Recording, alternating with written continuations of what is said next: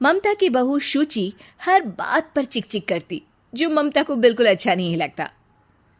बहू, तेरे में कोई कमी नहीं है, सारा काम भी तू बहुत अच्छे से करती है, लेकिन ये तेरी जो जबान है ना, बड़ी कैंची की तरह चलती रहती है, जो तेरा सारा काम बिगाड़ कर रख देती है।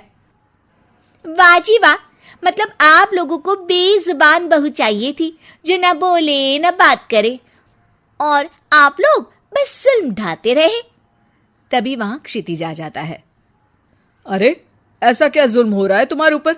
माँ सही कह रही है, मैं खुद तुम्हारी चलती जुबान से परेशान हो गया हूं। अब तो शुचि का पारा 7वें आसमान पहुंच जाता है।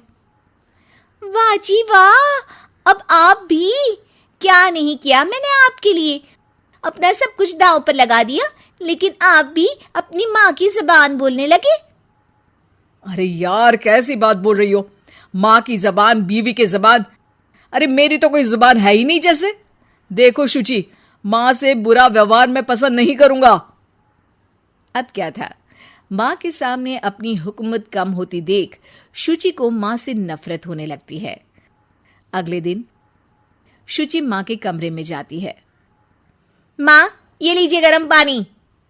पानी रखकर वो चली जाती है, लेकिन जैसे ही माँ गरारा करने लगती है, हाय रे, मैं तो जल गई। अरे पानी इतना गर्म क्यों दिया शुचि? मेरा तो पूरा का पूरा मुंह ही जल गया। वाह, मजा आ गया। लग रहा है गर्म पानी ने अपना काम कर दिया। अब और लगो ना मेरे मुंह। शुचि, माँ के चिल्लाने की आवाज आ रही है, और तुम कैसी हो कि जाती भी नहीं, देखती भी नहीं कि माँ को क्या हो गया। आवाज तो आपको भी आ रही है, जा तो आप भी सकते हैं, लेकिन नहीं, शुचि ने तो जैसे सारे काम का कॉन्ट्रैक्ट साइन कर लिया है तुम्हारे परिवार से। ये कहकर शुचि माँ के कमरे में जाती है, लेकिन जैसे ही वो कमरे में घुसती है, माँ जल्दी से शुचि को पकड़कर खींच लेती है और ऊपर एक बड़ी सी छिपकली गिरती है। शुचि छिपकली देखकर डर जाती है। हे भगवान, ये छिपकली मेरे ऊपर गिरती तो मैं तो मर ही जाती।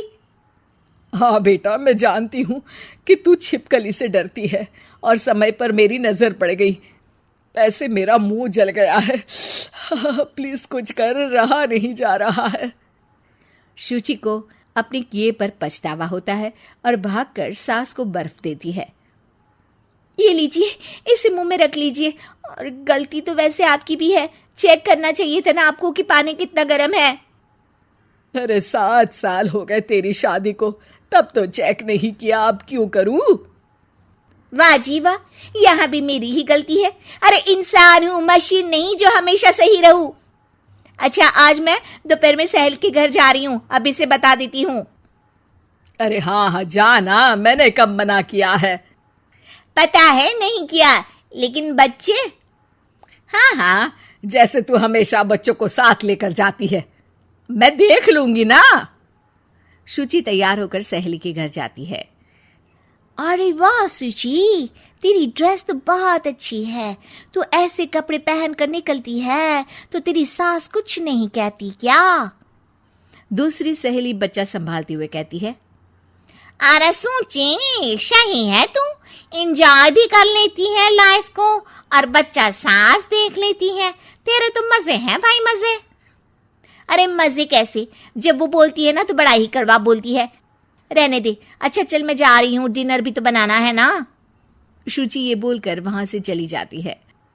घर आकर देखती है कि माँ बच्चों के साथ खेल रही है। आ गई बेटा? आना ही था ना, खाना कौन बनाएगा?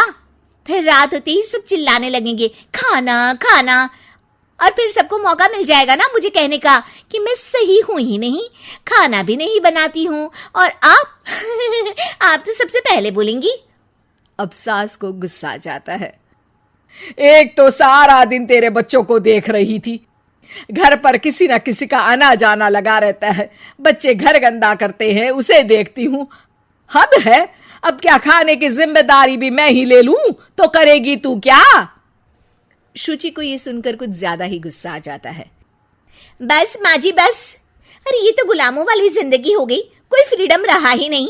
ऐसा लगता है कि बंद कर रह गई हूँ, घर तो किसी कैद खाने सा हो गया है। मन ही नहीं करता यहाँ रहने का। अब मैं और आप एक घर में रह ही नहीं सकते बस। अरे तो क्या मैंने बांध कर रखा है तुझे? अरे मैंने क्या कर दिया जिससे तुझे ऐसा लग रहा है? और तेरा इतना बोलने के बाद तो मैं खुद ही तेरे साथ नहीं रहना चाहूंगी। लेकिन अब सवाल था कि सासू माँ जाएंगी कहाँ, क्योंकि बहू तो मायके चली जाती है, लेकिन सास कहाँ जाए। तभी क्षितिज आ जाता है। उसे भी सारी बात का पता चलता है। वो माँ को समझाता है, लेकिन वो मानती नहीं और ना ही शुचि मानने को तैयार। दोनों की लड़ाई में माँ का सामान पैक हो जाता है। माँ अब कहाँ जाएंगी? मैं भी अपने मायके जाऊंगी। माना मेरे माता पिता नहीं रहे, लेकिन भाई भाभी से भी तो मायका होता है ना। और सास निकल जाती है मायके। बस फिर क्या था, शुचि सुबह सुबह गर्म पानी लेकर माँ के कमरे में जाती है, लेकिन वहां माँ नहीं होती। हाँ, चलो अच्छा है, अब ये रोज रोज के काम से तो बची। ये कहकर वो कमरे में जाती है जहां अक्सर माँ बैठी रहती थी। कमरा खाली खाली लग रहा है। तभी उसकी सहेली का फोन आ जाता है। अरे सुची, बहुत अच्छी सेल लगी है। कौड़ियों के दाम में ब्रांडेड कपड़े, जूते और बैग मिल रहे हैं। चलो ना चलते हैं। वाह रे वाह, ठीक है मैं आती हूँ। अब तो कोई टेंशन है ही नहीं, सासू माँ भी नहीं है, अब तो मजे से घूमूंगी। अरे मजे से तो तू पहले भी घूमती थी, लेकिन सास नहीं है तो बच्चे कौन देखेगा? और तुझे तो पता है ना, मॉल्स में बच्चों की एंट्री बैन है कोरोना के कारण। अरे तो फिर कैसे आऊंगी मैं? सेल तो बस आज के लिए है, कल खत्म। शुचि को बड़ा रोना सा आता है। फिर वो जब दिन में खाना खाने बैठती है, वो भी अकेले अकेले तो कोई खाना भी नहीं खाया जाता। मैं नहीं खा रही माँ के बिना। शाम को क्षिति जाता है तो शुचि जोर जोर से रोने लगती है। अब क्यों रो रही हो? क्या हुआ? माँ को घर से निकालकर शांति अभी भी नहीं मिली तुम्हें? नहीं, मैं माँ के बिना नहीं रह सकती। ना कोई बताने वाला है कि मैं कैसी लग रही हूँ, ना ही कोई समझने समझाने वाला। मैं माँ के बिना नहीं रह सकती। चलो माँ को ले आते हैं। अरे वाह, ऐसा शायद पहली बार होगा कि बहू रूठी सास को मायके से लेने जा रही है। दोनों सास को लेकर घर आते हैं और अगले दिन से फिर वही शुरू।